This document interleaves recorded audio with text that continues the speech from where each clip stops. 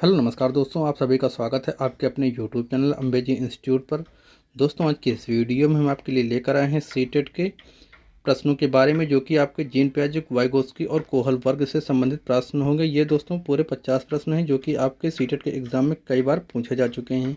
तो दोस्तों, वीडियो में लास्ट तक जरूर बने रहिएगा और सीटेट से संबंधित अन्य सब्जेक्ट के previous year question, practice set और मॉडल पेपर देखने के लिए आप चैनल को सब्सक्राइब करिए और प्लेलिस्ट में जाकर आप देख सकते हैं। तो चलिए वीडियो को शुरू करते हैं और आज का देखते हैं पहला प्रश्न। पहला प्रश्न कहता है बच्चों कि एक 5 साल का बच्चा यह तर्क नहीं कर पाता है कि जब पानी को ऊंचे और गहरे ग्लास से चौड़े जो है बर्तन में डाल दिया जाता है तो पानी की मात्रा उतनी ही रहती है। ऐसा किस लिए होता है? तो पहला ऑप्शन कहता है वह जो है प्रतीक नहीं बना पाता है। ऑप्शन बी कहता है या अनुकरण नहीं कर पाता है।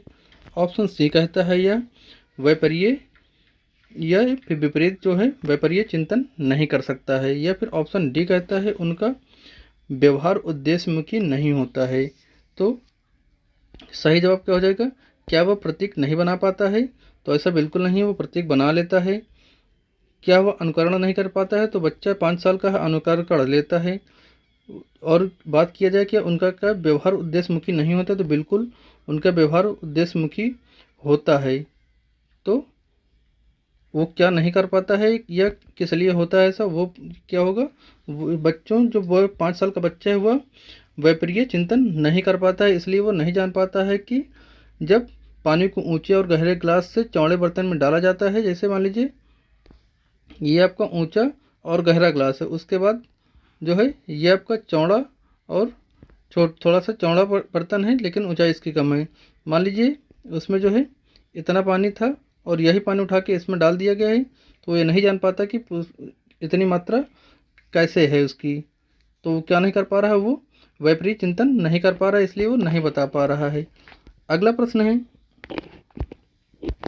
प्रश्न कहता है संतुलन बनाए रखने के लिए स्कीमाओं को समायोजित करने और हटाने नए स्कीमा बनाने की प्रक्रिया को क्या कहा जाता है? तो क्या कहा जाता है? क्या निकटतम विकास का क्षेत्र कहा जाता है, आधारभूत सहायता कहा जाता है, अनुकूलन कहा जाता है, या फिर स्कीमा निर्माण कहा जाता है? तो इसका सही जवाब क्या हो जाएगा? स्कीमाओं को समायोजित करने और हटाने तथा नए स्कीमा बनाने की प्रक्रिया को कहा जाता है अनुकूलन। इसको अनुकूलन, मान लो कोई पुरानी जानकारी है उसमें नई जानकारी को ऐड करना, या जो आपको गलत चीज़ें पता है उसको सुधार करके सही चीज़ का ज्ञान प्राप्त करना, वो क्या कहलाएगा? वही आपका अनुकूलन कहलाएगा। अगला प्रश्न है,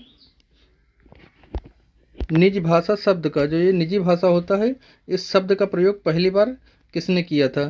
क्या कोहल वर्ग ने किया था, वाइगोत्स्की ने किया था, एरिक एरिक्सन ने किया था, या फिर जीन पियाजे ने किया था? इस प्रश्न में काफ़ी लोग कंफ्यूज होंगे और देखिए आप जितने लोग जवाब दे रहे हैं उसमें अधिकतम लोग इसमें कंफ्यूज होने वाले हैं। तो आज से इसका कन्फ्यूजन ख़त्म कर लीजिएगा और जान लीजिए कि निजी भाषा का शब्द का जो प्रयोग है ये किसने किया था। तो इसका सही जवाब क्या हो जाएगा? ये वाइगोत्स्की ने किया था। किसने किया था दोस्तों? वाइगोत्स्की ने इसका जो है इस शब्द का प्रयोग पहली बार किया था। वही अगला प्रश्न है, वाइगोत्स्की के अनुसार बच्चे अपने समवयस्कों के साथ डैश डैश करके कुछ सीखते हैं। तो वाइगोत्स्की के अनुसार बच्चे अपने समवयस्कों के साथ क्या करके कुछ सीखते हैं? क्या मारपीट करके सीखते हैं, अनुकरण करके सीखते हैं, अंतःक्रिया करके सीखते हैं, या फिर प्रतियोगिता करके सीखते हैं? तो यहाँ पे मारपीट गलत है इनका, अनुकरण गलत है, प्रतियोगिता गलत है। वो क्या करके सीखते हैं? अंतःक्रिया। वाइगोत्स्की के अनुसार जो बच्चा होता है अपने वयस्कों के साथ अंतःक्रिया करके जो है बहुत कुछ सीख लेते हैं। अगला प्रश्न है, प्रश्न कहता है कोहल वर्ग के नैतिक विकास के विचार के कितने स्तर हैं? तो क्या 3 स्तर हैं, 4 स्तर हैं, 2 स्तर हैं, या फिर 8 स्तर हैं? तो कोहल वर्ग के नैतिक विकास के विचार के कितने स्तर हैं दोस्तों? इनके 3 स्तर हैं। कोहल वर्ग के नैतिक विकास के सिद्धांत के 3 स्तर हैं और हर 3 स्तर में 2-2 पार्ट भी हैं। अगला प्रश्न दोस्तों, अगला प्रश्न कहता है एक बच्चे की जो भाषा है, एक बच्चे की भाषा के विकास में दूसरे के साथ संप्रेषण एक महत्वपूर्ण कारक है। तो यह कथन किसका है? प्रश्न एक बार फिर से देखिए। एक बच्चे की भाषा के विकास में दूसरे के साथ संप्रेषण एक महत्वपूर्ण कारक है।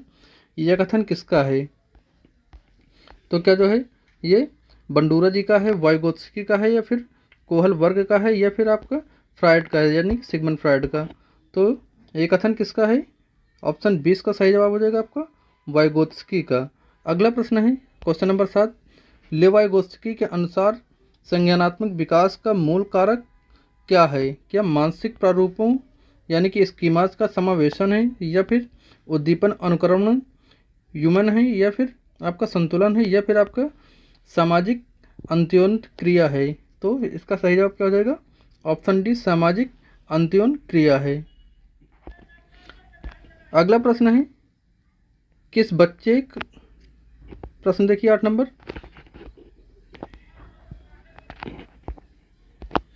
प्रश्न कहता है किसी बच्चे का दिया गया विशिष्ट उत्तर कोहल वर्ग के नैतिक के तर्क के सोपानों का विषय वस्तु के किस सोपान के अंतर्गत आएगा?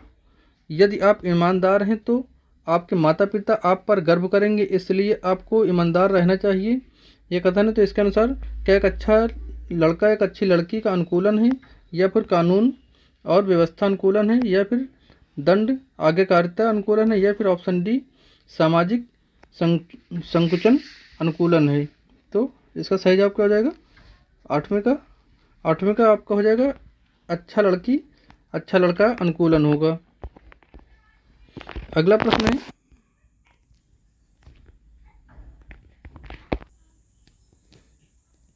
प्रश्न कहता है जीन पियाजे के अनुसार अधिगम के लिए निम्नलिखित में से क्या आवश्यक है?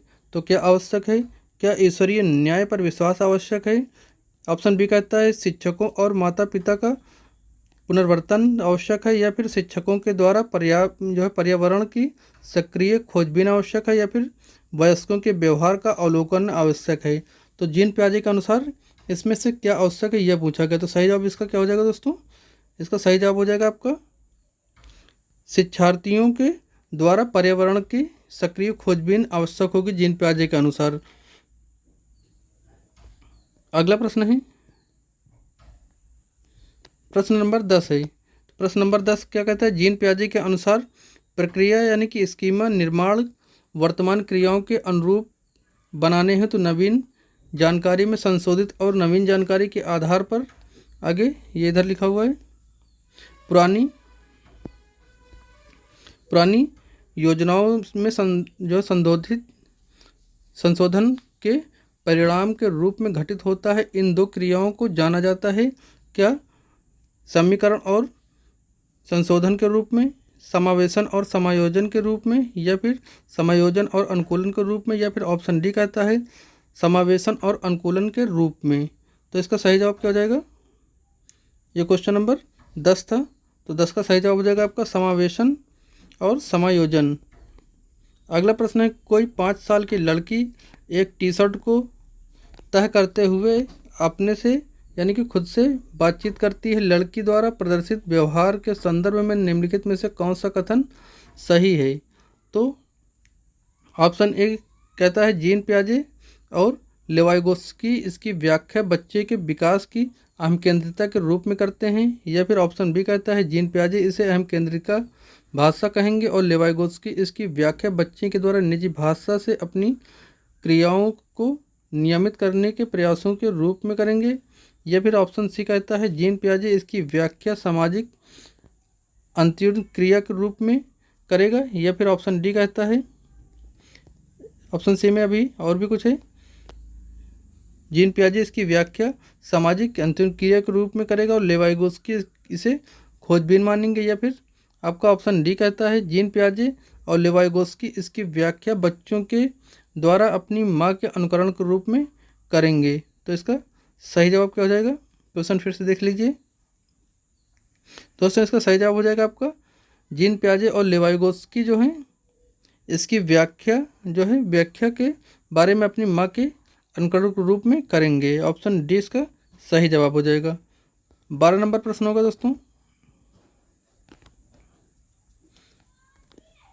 प्रश्न कहता है लेवाइगोस्की के समाज संरचना सिद्धांत में दृढ़ विश्वास रखने वाले शिक्षक के नाते आप अपने बच्चों के आकलन के लिए निम्न में से किस किस को वरीयता देंगे।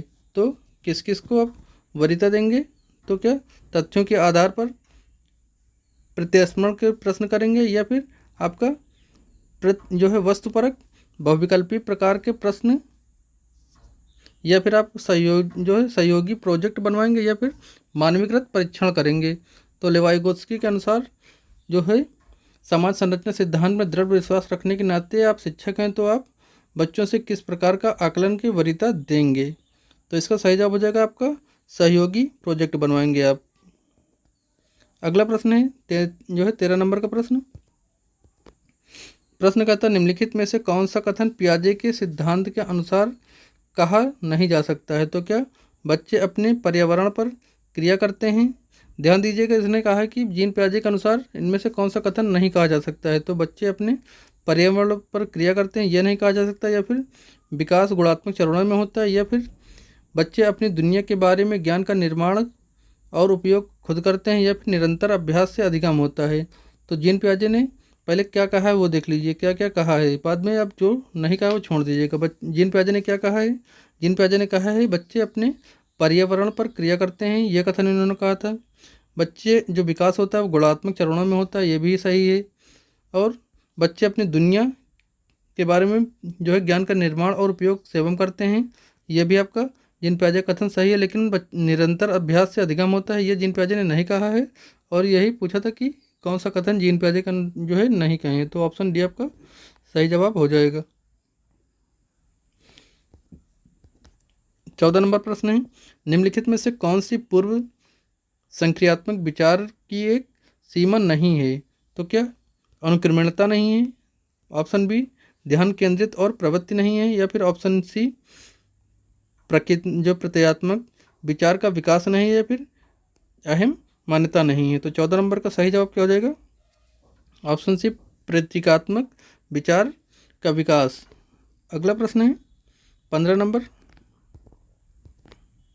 प्रश्न कहते हैं कोहलबर्ग के सिद्धांत के योगदान के रूप में निम्नलिखित में से किसे माना जा सकता है। तो किसे माना जा सकता है कोहलबर्ग के सिद्धांत के योगदान के रूप में?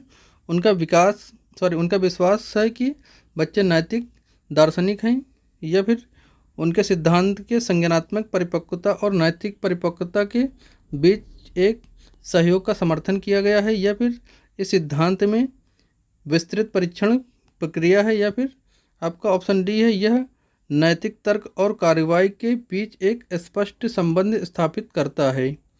तो सही जवाब क्या हो जाएगा दोस्तों? ऑप्शन बी कहता है उनके सिद्धांत ने संज्ञानात्मक परिपक्वता और नैतिक परिपक्वता के बीच एक सहयोग का समर्थन किया है। यह ऑप्शन आपका ठीक हो जाएगा, यानी कि सही हो जाएगा। 16 नंबर का प्रश्न है। प्रश्न कहता है निकटवर्ती विकास का क्षेत्र किससे संबंधित है। तो क्या उस सीखने के बिंदु को जब सहयोग वापस ले लिया जा सकता है, या फिर उस चरण को जब अधिकतम विकास संभव हो, या फिर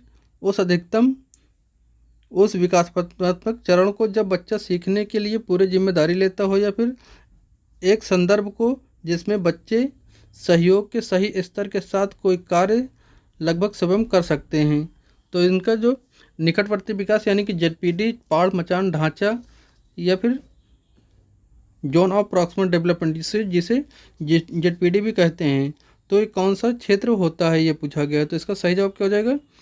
ऑप्शन डी एक संदर्भ को जिसमें बच्चे सहयोग के सहयोग अपने जो वयस्क होंगे या किसी के सहयोग के स्तर के साथ कोई कार्य लगभग स्वयं कर सकते हो। मान लीजिए जैसे हमने बताया था कि आप साइकिल चला लेते हैं और अपने वयस्क के साथ मिलकर उसके सहयोग से आप गाड़ी चलाना सीख लेते हैं, या मान लो आपको कोई प्रश्न नहीं आता है और अपने वयस्क या टीचर की सहायता से उस प्रश्न को एक बार हल कर लेते हैं, तो वैसे प्रश्न आप हमेशा हल करने लगें। तो यहाँ पर हो जाएगा जोन ऑफ प्रॉक्सिमल डेवलपमेंट या फिर निकटवर्ती विकास का क्षेत्र कहलाएगा। अगला प्रश्न है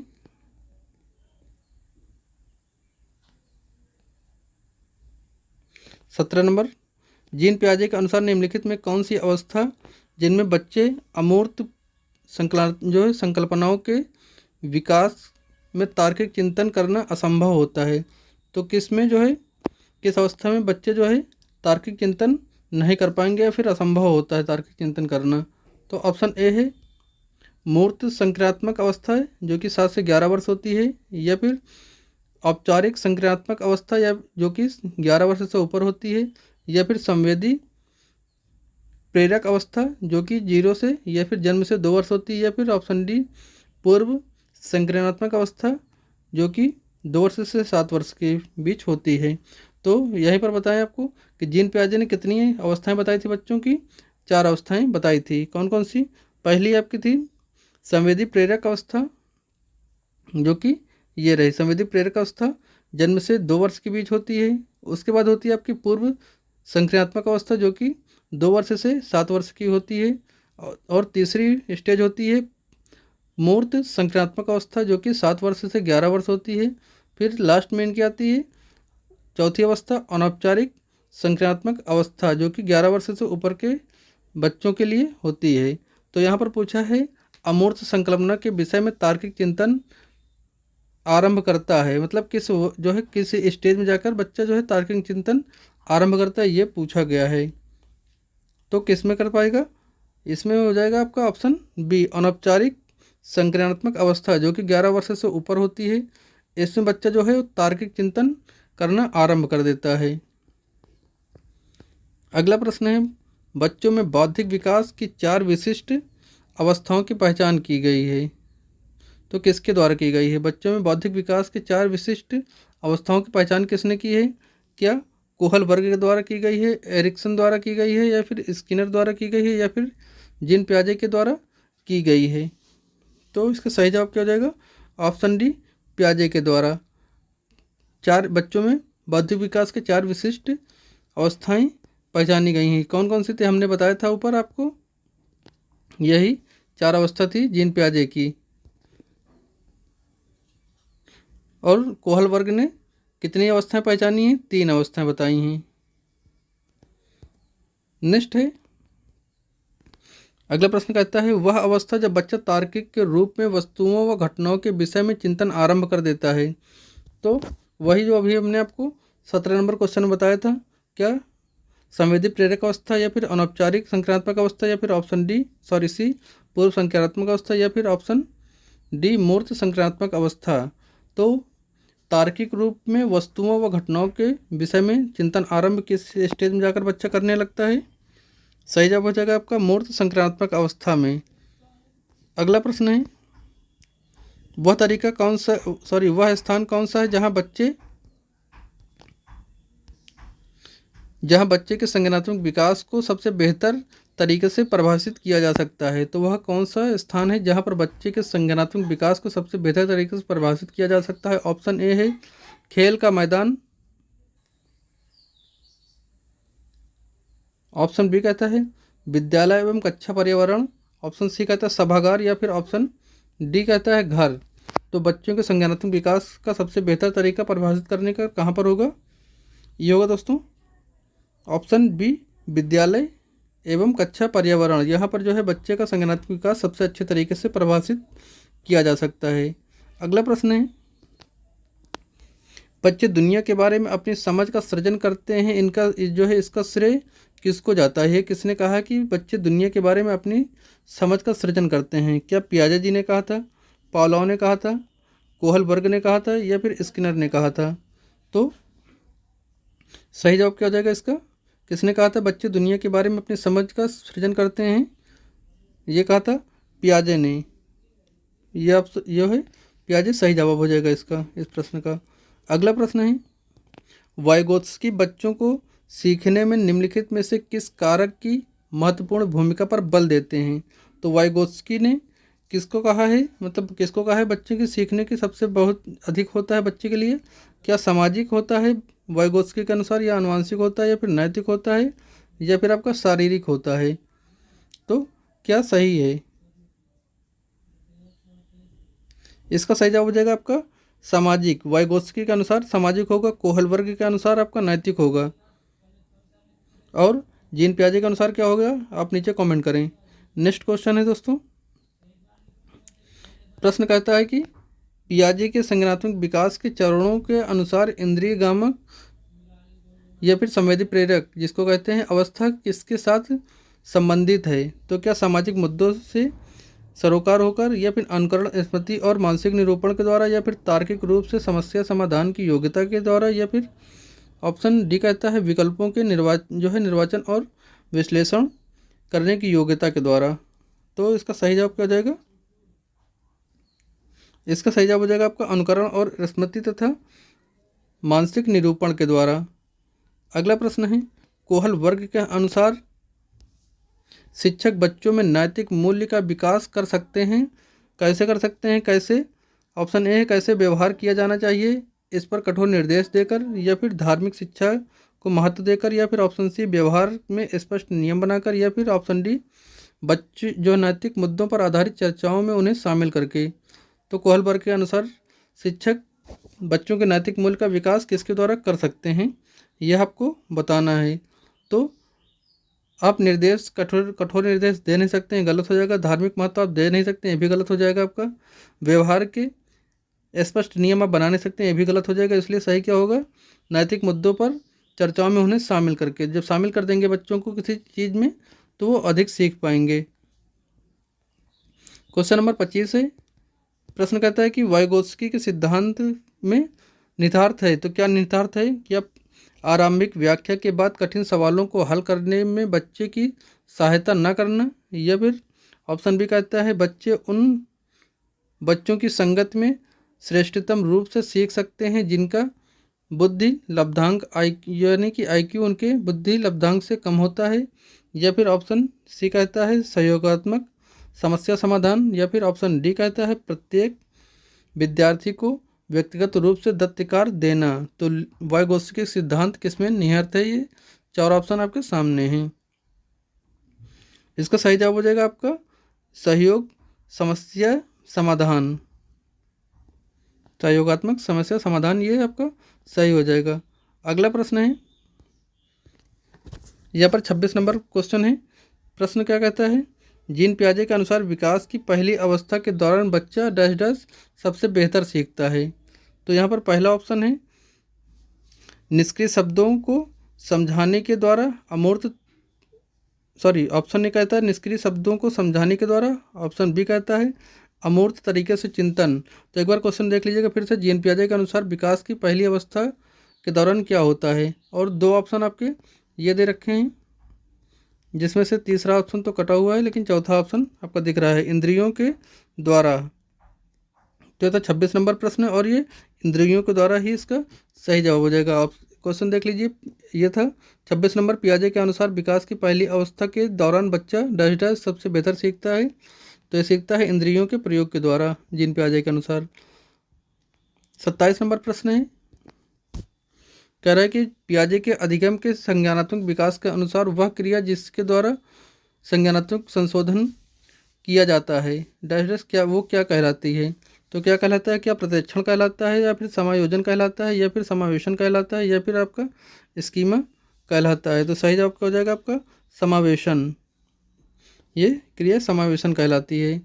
28 नंबर प्रश्न है, कोहल वर्ग के अनुसार सही और गलत प्रश्नों के बारे में निर्णय लेने में शामिल चिंतन प्रक्रिया क्या कहलाता है? जो क्वेश्चन होते हैं सही और गलत के निर्णय लेने में शामिल चिंतन क्या कहलाता है? क्या सहयोग की नैतिकता, या फिर नैतिक तर्कणा, या फिर आपका नैतिक यथार्थ, या फिर नैतिक दुविधा?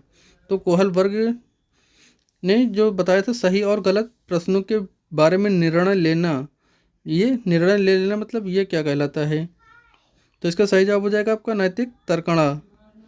नैतिक तर्कणा। और जब निर्णय लेने में मतलब उलझा हो तो क्या हो जाएगी? नैतिक दुविधा हो जाएगा वहाँ पर। अगला प्रश्न है, एक विद्यार्थी अपने समकक्ष व्यक्तियों के ये समूह के प्रति आक्रामक व्यवहार करता है और विद्यालय के मापदंडों को नहीं मानता है। इस विद्यार्थी को सहायता की आवश्यकता है। तो किस प्रकार की सहायता की आवश्यकता है? क्या भावात्मक क्षेत्र की, उच्च स्तरीय चिंतन कौशल की, या फिर संज्ञानात्मक विकास की, या फिर मनोज्ञात्मक क्षेत्र की? तो इसका सही जवाब क्या हो जाएगा? ऑप्शन ए भावनात्मक क्षेत्र की। मानदंडों को अगर नहीं वो मानता है तो उसे भावनात्मक क्षेत्र की सहायता की आवश्यकता है। अगला प्रश्न है, जीन पियाजे के अनुसार संज्ञानात्मक विकास के किस चरण पर बच्चा वस्तु स्थायित्व को प्रदर्शित करता है? तो किस अवस्था में वस्तु स्थायित्व को प्रदर्शित करेगा? क्या मूर्त संक्रियात्मक चरण में, या फिर अनौपचारिक संक्रियात्मक चरण में, या फिर संवेदी प्रेरक में, या फिर आपका पूर्व संक्रियात्मक चरण में? तो जीन पियाजे के अनुसार विकास के किस चरण पर बच्चा वस्तु स्थायित्व को प्रदर्शित करता है? तो सही जवाब क्या हो जाएगा आपका? ऑप्शन सी हो जाएगा। ऑप्शन सी मतलब आपका संवेदी प्रेरक चरण। इसमें वस्तु स्थायित्व का गुण बच्चे में आ जाता है। अगला प्रश्न है,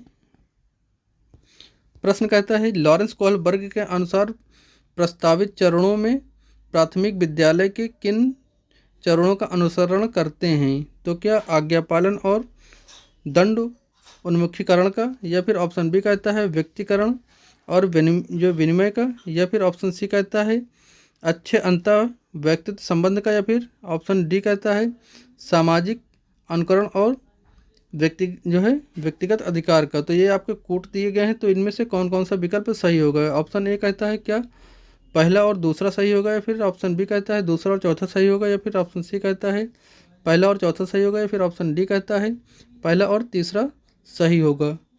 तो लॉरेंस कोहल वर्ग के द्वारा प्रस्तावित निम्नलिखित चरणों में से प्राथमिक विद्यालय के किन चरणों का अनुसरण करते हैं? इसका सही जवाब क्या हो जाएगा? इसका सही जवाब हो जाएगा आपका ऑप्शन ए, कूट 1 और 2, यानी कि आज्ञा पालन और दंड उन्मुक्ता और व्यक्तित्व का विनिमयकरण। ये लॉरेंस कोहल वर्ग के द्वारा प्रस्तावित चरणों से प्राथमिक विद्यालय के बच्चों के लिए चरण का अनुसरण करता है। अगला प्रश्न है दोस्तों 31 नंबर, ये रहा 32 नंबर का प्रश्न। टोटल 50 क्वेश्चन हमने पहले ही बताया था, 50 क्वेश्चन है। वीडियो अगर ज़रा भी अच्छी लग रही हो, सवाल पसंद आ रहे हो इसके प्रश्न, तो लाइक और शेयर इसको जरूर करिएगा इस वीडियो को। 32 नंबर प्रश्न कहता है करनैल सिंह कानूनी कार्रवाई तथा खर्चे के बावजूद आयकर नहीं देते हैं। वो सोचते हैं कि एक भ्रष्ट सरकार को समर्थन नहीं दे सकते जो अनावश्यक बांध के निर्माण पर लाखों रुपए खर्च करती है। वे स्वतः कोहल वर्ग के नैतिक विकास की किस अवस्था में हैं? तो ये किस अवस्था में है? क्या परंपरागत अवस्था में है, या फिर पाश्च परंपरागत अवस्था में, या फिर पूर्व परंपरागत में है, या फिर परंपरागत में है? तो इसका सही जवाब क्या हो जाएगा? इसका सही जवाब हो जाएगा ये जो है ये पाश्च परंपरागत अवस्था में है। 33 नंबर प्रश्न है, एक शिक्षिका अपनी कक्षा से कहती है सभी प्रकार के प्रदत्त कार्यों का निर्माण इस प्रकार किया गया कि प्रत्येक विद्यार्थी अधिक प्रभावशाली ढंग से सीख सकें, अतः सभी विद्यार्थी बिना किसी अन्य की सहायता से अपना कार्य पूर्ण कर सकें। यह लॉरेंस कोहल वर्ग किस नैतिक विकास के चरण की ओर संकेत दे रही है? तो ऑप्शन ए कहता है पूर्व अनौपचारिक चरण 2 यानी कि व्यक्तित्व और विनिमय, या फिर अनौपचारिक चरण 4 यानी कि कानून और व्यवस्था, या फिर ऑप्शन सी पर अनौपचारिक चरण यानी कि 5 चरण होगा सामाजिक संविदा, या फिर ऑप्शन डी कहता है पूर्व अनौपचारिक चरण फर्स्ट दंड एवं परिवर्जन। तो इसका सही जवाब क्या हो जाएगा? ऑप्शन बी इसका सही हो जाएगा जवाब, अनौपचारिक चरण 4 कानून और व्यवस्था। अगला प्रश्न है, प्रश्न कहता है कि संज्ञानात्मक विकास के निम्न में से किसके द्वारा समर्थित है? तो ऑप्शन ए कहता है जितना संभव हो सके उतनी आवृत्ति से संगत और सुनियोजित परीक्षाओं का आयोजन करना, या फिर ऑप्शन बी कहता है उन गतिविधियों को प्रस्तुत करना जो कि परंपरागत पद्धतियों से सुदृढ़ बनाना। और आपका ऑप्शन सी कहता है, एक बार प्रश्न फिर से देख लीजिएगा, ऑप्शन सी इधर दे रखा है,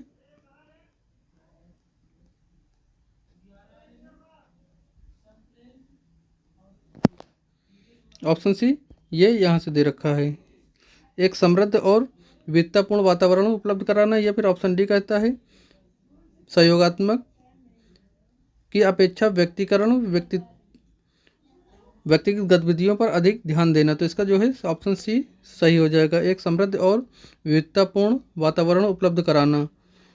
अगला प्रश्न है, वाइगोत्स्की के सिद्धांत में विकास के निम्नलिखित में से कौन सा पहलू की उपेक्षा होती है। तो वाइगोत्स्की के सिद्धांत में विकास के निम्नलिखित में से कौन से पहलू की उपेक्षा होती है? क्या सामाजिक, सांस्कृतिक, जैविक या फिर भाषाई? तो काफ़ी आसान सवाल है। कौन सा इसका सही जवाब होगा? उपेक्षा किसकी की जाती, किस पहलू की? तो हो जाएगा आपका ऑप्शन सी, जैविक की उपेक्षा की जाती है। अगला प्रश्न है, जबकि जो है सामाजिक, सांस्कृतिक और भाषाई शब्द का इन्होंने प्रयोग किया है। अगला प्रश्न कहता है, 1 वर्ष तक के शिशु जब आँख, कान व हाथों से सोचते हैं तो निम्नलिखित में से कौन सा स्तर शामिल है? क्या मूर्त संक्रियात्मक अवस्था या फिर पूर्व संक्रियात्मक स्तर या फिर इंद्रिय जनित गामक स्तर या फिर ऑप्शन डी कहता है पूर्व संक्रियात्मक स्तर। तो इसका सही जवाब क्या हो जाएगा? इंद्रिय जनित। जो 0 से 2 वर्ष की अवस्था होती है उसमें जो बच्चा है आँख से, हाथ से या कान से वो व्यवहार करता है, सोचता है। अगला प्रश्न है, रिया कक्षा में पिकनिक तय करने हेतु ऋषभ से सहमति नहीं है। वह सोचती है कि बहुमत के अनुकूलन बनाने के लिए नियमों का संशोधन किया जा सकता है। यह सहपाठी विरोध पियाजे के अनुसार निम्नलिखित में से किससे संबंधित है? तो पियाजे के अनुसार ये किससे संबंधित है? क्या बिस्मार्क नैतिकता से या फिर संज्ञानात्मक अपरिपक्वता से या फिर प्रतिक्रिया से या फिर सहयोग की नैतिकता से? तो इसका सही जवाब क्या हो जाएगा? ऑप्शन डी, सहयोग की नैतिकता से। अगला प्रश्न कहता है, एक शिक्षिका 2 असमान ग्लासों को प्रदर्शित करती है जो कि जूस की समान मात्रा से भरे हुए हैं। वह 2 भिन्न ग्लासों में खाली करती है जिनमें एक लंबा और दूसरा चौड़ा है। वह बच्चे को उस ग्लास की पहचान करने के लिए कहती है जिसमें ज़्यादा जूस है। बच्चे प्रचुर उत्तर देते हैं कि लंबे ग्लास में जूस ज़्यादा है। शिक्षक बच्चों को किस कारण की कठिनाई का सामना बता रहा है कि किस कारण से बच्चे ऐसा बता रहे हैं। तो क्या समायोजन के द्वारा या फिर अहम केंद्रिता के द्वारा या फिर विकेंद्रीकरण के या फिर पलटावी? तो इसका सही जवाब क्या हो जाएगा? ऑप्शन सी, विकेंद्रीकरण के द्वारा ये बता रहे हैं।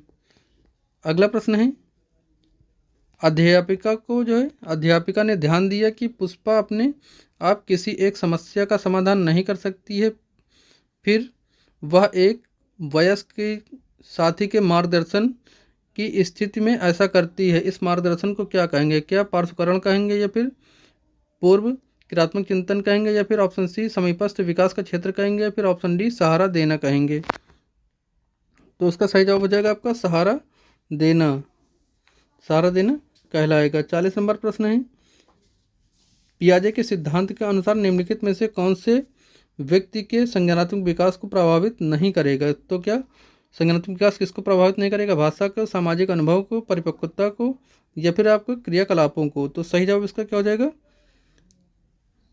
सही जवाब हो जाएगा आपका सामाजिक अनुभव को। सामाजिक अनुभव जो है ये जीन पियाजे के संज्ञानात्मक विकास को प्रभावित नहीं करेगा। ये किसका है? वाइगोत्स्की का है ये। अगला प्रश्न है 41 नंबर, कह रहा है कि वाइगोत्स्की के सामाजिकरण या फिर सामाजिक संस्कृत सिद्धांत के अनुसार क्या सही है? वाइगोत्स्की के सामाजिक संस्कृत सिद्धांत के अनुसार क्या सही है? क्या संस्कृत और भाषा विकास में महत्वपूर्ण भूमिका निभाते हैं या फिर बच्चे अलग क्षेत्र में चिंतन करते हैं और वे पूर्ण परिक्षेपण नहीं लेते हैं? या फिर ऑप्शन सी कहता है, यदि निम्न आयु पर अमूर्त सामग्री को प्रस्तुत किया जाए तो बच्चे अमूर्त तरीके से चिंतन करते हैं? या फिर स्वनिर्देशक वाक सहयोग का निम्नतम स्तर है? तो वाइगोत्स्की के सामाजिक सांस्कृतिक सिद्धांत के अनुसार कौन सा तथ्य इसमें सही होगा या फिर कौन सा पॉइंट सही होगा? तो इसका सही जवाब हो जाएगा आपका ऑप्शन ए, सांस्कृतिक और भाषा विकास में महत्वपूर्ण भूमिका निभाते हैं। ये आपका ऑप्शन सही हो जाएगा। अगला प्रश्न है, निम्नलिखित कथनों में से कौन सा वाइगोत्स्की के द्वारा प्रस्तावित विकास तथा अधिगम के बीच संबंध का सर्वश्रेष्ठ रूप से सार प्रस्तुत करता है। तो ऑप्शन ए कहता है अधिगम के स्वाधीन, या फिर ऑप्शन बी कहता है अधिगम एक विकास असमांतर प्रक्रिया है, या फिर ऑप्शन सी कहता है प्रक्रिया विकास अधिगम से पीछे रह जाती है, या फिर ऑप्शन डी कहता है विकास अधिगम का समानार्थक है। तो इसका सही जवाब क्या हो जाएगा? ऑप्शन बी अधिगम एवं विकास समांतर प्रक्रिया है। या फिर अगला प्रश्न कहता है दोस्तों 43 नंबर, कोहल वर्ग के सिद्धांत के पूर्व परंपरागत स्तर के अनुसार कोई नैतिक निर्णय लेते समय एक व्यक्ति निम्नलिखित में से किस तरफ की प्रवृत्ति होगी? तो इसके ये चार ऑप्शन हैं। व्यक्तिगत आवश्यकता और इच्छाएं की प्रवृत्ति होगी, या फिर व्यक्तिगत मूल्य, या फिर पारिवारिक अपेक्षाएं, या फिर अंतर्निहित संभावित दंड। तो सही जवाब हो जाएगा आपका अंतर्निहित संभावित दंड, आपका ऑप्शन डी सही हो जाएगा। नेक्स्ट क्वेश्चन है, क्वेश्चन कहता है बच्चे के बारे में निम्नलिखित कथनों में से किस कथन से वाइगोत्स्की सहमत होते हैं? तो किस पॉइंट से, किस कथन से बच्चे तब सीख पाते हैं जब उनके लिए आकर्षण पुरस्कार निर्धारित किए जाएं, या फिर ऑप्शन बी कहते हैं बच्चे के चिंतन को तब समझा जा सकता है जब प्रयोगशाला में पशुओं पर प्रयोग किया जाए, या फिर ऑप्शन सी कहता है बच्चे जन्म से शैतान होते हैं और उन्हें दंड देकर नियंत्रित किया जाना चाहिए, या फिर आपका ऑप्शन डी कहता है बच्चे समवयस्कों और वयस्कों के साथ मिलकर अंतःक्रिया करके सीखते हैं। तो वाइगोत्स्की का कथन इसमें से कौन सा सही है? काफ़ी आसान सवाल है। इसका सीधा आंसर है बच्चे जो होते हैं समवयस्कों और वयस्कों के साथ सामाजिक अंतःक्रिया करके वो बहुत कुछ सीख लेते हैं। अगला प्रश्न है जीन पियाजे के अनुसार 2 वर्ष से 5 वर्ष के बीच एक बच्चा संज्ञानात्मक विकास की अवस्था में है, तो किस अवस्था में होगा? जब उसकी आयु 2 से 7 वर्ष के बीच में है। तो क्या अनौपचारिक संक्रियात्मक अवस्था, मूर्त संक्रियात्मक अवस्था, या फिर संवेदी गतिक अवस्था, या फिर पूर्व संक्रियात्मक अवस्था? तो इसका सही जवाब क्या हो जाएगा? ऑप्शन डी पूर्व संक्रियात्मक अवस्था। चारों अवस्था हमने आपको बता रखी हैं।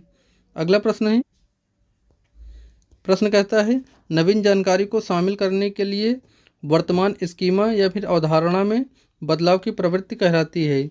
तो कौन सी कहलाती है? क्या आत्मसातकरण, या फिर समायोजन, फिर अहम केंद्रितता, या फिर अनुकूलन?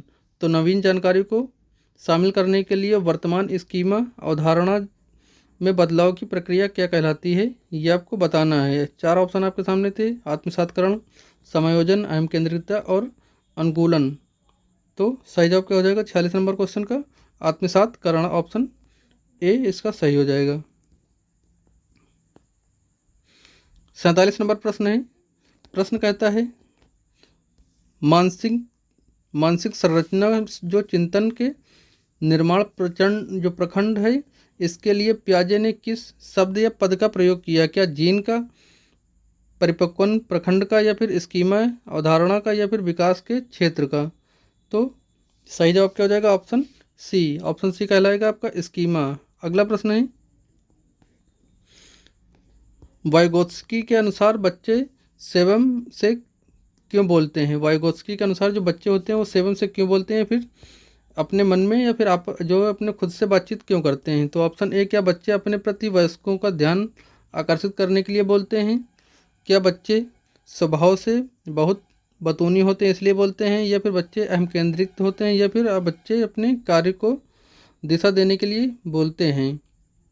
तो इसमें से कौन सा सही होगा ये आपको बताना है। 48 नंबर क्वेश्चन है। तो आपके जो बच्चे होते हैं ये ध्यान आकर्षित करने के लिए नहीं बोलते हैं, बतौनी होते हैं इसलिए नहीं बोलते हैं, अहम केंद्रिता ये भी आपका जो है गलत हो जाएगा, लेकिन बच्चे जो है अपने कार्य को दिशा देने के लिए ये आप खुद से बातचीत करते रहते हैं आप अपने मन में ही। अगला प्रश्न है, प्रश्न कहता है अमूर्त वैज्ञानिक चिंतन के लिए क्षमता का विकास निम्नलिखित अवस्थाओं में से किसकी एक विशेषता है? तो क्या मूर्त संक्रियात्मक अवस्था, या फिर ऑप्शन बी कहता है अनौपचारिक संक्रियात्मक अवस्था, या फिर ऑप्शन सी कहता है संवेदी गतिक अवस्था, या फिर ऑप्शन डी कहता है पूर्व संक्रियात्मक अवस्था? तो इसका सही जवाब क्या हो जाएगा? ऑप्शन बी अनौपचारिक संज्ञानात्मक अवस्था, अमूर्त वैज्ञानिक चिंतन के लिए क्षमता का विकास जो है अनौपचारिक संज्ञानात्मक अवस्था की एक विशेषता है। अगला प्रश्न है, प्रश्न कहता है एक बच्चा तर्क प्रस्तुत करता है, आप यह मेरे लिए करें और मैं यह आपके लिए करूंगा। यह बच्चा कोहल वर्ग की नैतिक तर्कणा की किस अवस्था के अंतर्गत आएगा? तो क्या एक अच्छा लड़का अच्छी लड़की के अभिमुखीकरण है, या फिर सामाजिक अनुबंधन अभिमुखीकरण है, या फिर सहायक उद्देश्य अभिमुखीकरण है, या फिर दंड और आज्ञापालन अभिमुखीकरण है? तो इसका सही जवाब क्या हो जाएगा? अच्छा लड़का अच्छा लड़की अभिमुखीकरण। जब आप बच्चा कहता है कि जब मेरे लिए आप ये करेंगे तब मैं आपके लिए ये काम करूंगी, या फिर आप जब मुझे ये देंगे तो मैं आपके लिए ये दूंगा, तो ये किस अवस्था के अंतर्गत आता है? अच्छा लड़का अच्छा लड़की की अभिमुखता। तो दोस्तों ये थे आपके जीन पियाजे, वाइगोत्स्की और कोहल वर्ग से संबंधित 50 महत्वपूर्ण प्रश्न। अगर आपको प्रश्न अच्छे लगे हों, पसंद आए हों, तो इस वीडियो को लाइक और शेयर जरूर करिएगा और चैनल को सपोर्ट करने के लिए चैनल को सब्सक्राइब करिए। मिलते हैं अगले प्रैक्टिस सेट या फिर क्वेश्चन पेपर के साथ। तब तक के लिए जय हिंद।